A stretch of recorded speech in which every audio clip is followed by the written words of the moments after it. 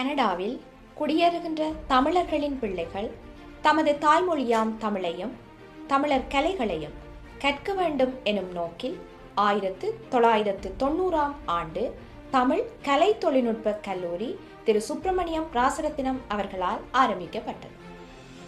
இக்கல்லூரி தமிழ் மொழியை ஒரு திறமைச்சித்திக்குரிய பாடமாக்கியதுடன் டொரண்டோ கத்தோலிக்க கல்வி சபையுடன் இணைந்து தமிழ் மொழிக்கான தமிழ் திறமை சித்தை வகுப்புகளை நடாத்தியது.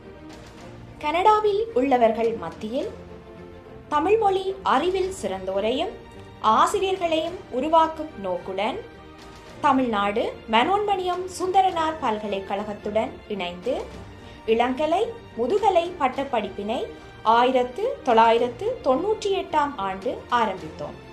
புலம்பெயர்ந்து வாழும் நாடுகள் அனைத்திலும் ஒரே விதமான பாடத்திட்டத்தை கொண்ட மொழிக்கான பாட பயிற்சி நூல்களை உருவாக்கும் நோக்குடன் புலம்பெயர் நாடுகளில் தமிழ் மொழி கற்பிக்கும் அமைப்புகள் 1998 ஜெர்மனியில் ஒன்று கூடி தீர்மானித்தது. அப்போது இதற்காக 3 பேர் கொண்ட குழுவும் அமைக்கப்பட்டது. இக்குழுவில் திரு சுப்பிரமணியம் ராசரத்தினம் அவர்களும் ஒருவர் என்பது இங்கே குறிப்பிடத்தக்கது. 2004 ஆண்டு வன்னியில் பேராசிரியர் சிவத்தம்பி அவர்கள் இலங்கையில் உள்ள தமிழ்துறை பேராசிரியர்களையும் புலம்பெயர் தேசங்களில் தமிழ் கல்வி கற்றல் கற்பித்தல் செயற்பாடுகளில் ஈடுபட்ட அமைப்புகளையும் ஒன்றிணைத்து 7 நாட்களாக நடைபெற்ற கலந்துரையாடலின் போது தற்பொழுது கற்பிக்கப்படுகின்ற தமிழ்மொழி கற்பித்தல் முறையானது சுப்பிரமணியம் ராசரத்தினம் அவர்களால் தவறானது என சுட்டிக்காட்டப்பட்டதன் அடிப்படையில் மாநாட்டின் முடிவில் அவர் சுட்டிக்காட்டிய புதிய கற்பித்தல் முறைக்கு அமைவாக பாடப்பயிற்சி நூல்களை உருவாக்க கேட்டுக்கொண்டனர். அதற்கமைவாக உருவாக்கப்பட்டதே இப்படிமுறை தமிழ் கற்பித்தல் முறை ஆகும். படிமுறை தமிழ் கற்பித்தல் முறையை உருவாக்கி 2008 ஆண்டு முதல் 2012 ஆண்டு வரை 4 வருடங்கள் தமிழ் திறமைச்சித்தியை பெற்றுக்கொள்வதற்காக மொழியை கற்க வந்த மாணவர்களுக்கு கற்பித்து பார்த்து அது சிறப்பாக அமைகின்றதா என பரிசீலித்து பார்த்தே இறுதி நிலையில் பாட பயிற்சி நூல்கள் உருவாக்கப்பட்டன. இந்த பாடப்பயிற்சி நூல்களில் முதலாவது வெளியீடு 2014 ஆண்டு நடைபெற்றதுடன் அந்த ஆண்டு முதல் படிமுறை தமிழ் கற்பித்தல் முறை ஆரம்பிக்கப்பட்டது. படிமுறை தமிழ் கற்பித்தல் முறையை பின்பற்றி கற்பிக்கும் ஆசிரியர்களுக்கான பயிற்சி பட்டறைகள் கனடாவிலும் பல்வேறு நாடுகளிலும் இன்று வரை நடைபெற்று வருகின்றது. படிமுறை தமிழ் கற்பித்தல் முறையை பின்பற்றி அனைத்து உலகிலும் தமிழ் மொழியை கற்பித்து வரும் கல்வி நிறுவனங்களை ஒன்றிணைத்து படிமுறை தமிழ் ஒன்றியம் எனும் ஒரு அமைப்பு உருவாக்கப்பட்டுள்ளது. இவ் அமைப்பானது தமிழ் மொழியை முற்றிலும் இழந்துவிட்ட நாடுகளான பிஜி, தென்னாப்பிரிக்கா, மொரீசியஸ், ரீஜூனியன், சிசில் போன்ற நாடுகளுக்கு இலவசமாக நூல்களை வழங்கி தமிழ் மொழி கற்றல் கற்பித்தலை முன்னெடுத்து வருகின்றது. இந்நாடுகளில் வாழும் இளம் தலைமுறையினருக்கு தமிழர்களது சிற்பம், ஓவியம், கட்டடக்கலை, நீர்ப்பாசன நாகரிகம், வரலாறு, கலைகள், பண்பாடு, விழுமியங்கள் போன்றவற்றை இம்மாணவர்கள் அறிந்து தமிழர்களின் சிறப்பியல்புகளை உள்வாங்கும் நோக்குடன் தமிழக அரசால் வேர்களை தேடி எனும் நிகழ்ச்சி நடத்தப்பட்டு வருகிறது. இதற்கான ஏற்பாடுகளை படிமுறை தமிழ் ஒன்றியம் செய்து வருகின்றமை குறிப்பிடத்தக்கது.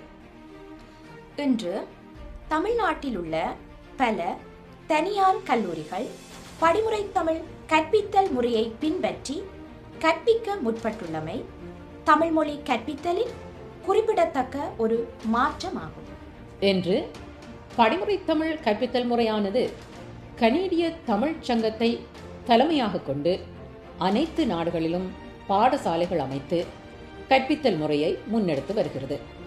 அந்த வகையில் கனடாவில் வான்கூவரில் விருட்சம் பாடசாலையும், ஆல்பர்டாவில் ஆல்பர்டா தமிழ் கல்லூரியும், வினிபெக்கில் தமிழ் பள்ளியும், மான்ட்ரோலில் ஆத்ம ஜோதியும், ஆன்டாரியோவில் துரம் தமிழ்ச்சங்க பாடசாலையும், வெர்னம் தமிழ் குருகுலம், வின்சர் மெரதம் பாடசாலை, சிட்பி பாடசாலை, முத்தாரம், இளகரம் கல்லூரி, தமிழ் இனியன் பாடசாலை, துரம் படிமுறை தமிழ் பாடசாலை விற்பி, வெண்பா கல்லூரி, இந்திராணி தமிழ் கல்லூரி, படிமுறை தமிழ் மாக்கம் வளாகம், படிமுறை தமிழ் ஸ்டோவில் வளாகம், படிமுறை தமிழ் பிக்கரிங் வளாகம், படிமுறை தமிழ் வூட்பிரிட்ஜ் வளாகம், படிமுறை தமிழ் மில்டன் வளாகம் மற்றும் ஜான்சி சுவாம்பிள்ளை, தமிழ்மதி சிவகுமார், மதுரா கிருபாகரன், துஷியந்தி குணரத்னம், சுசீலா சந்திரஹரன், சிவஞானேஸ்வரி கேசவதாஸ், சாந்தினி ஞானரட்னம், பிரமிளா வைத்தியநாதன், பாமதி தமிழ்ச்செல்வன், மேரி ஜெயநந்தன் ஆகியோராலும் படிமுறை தமிழ் பாடசாலை நடத்தப்பட்டு வருகின்றது.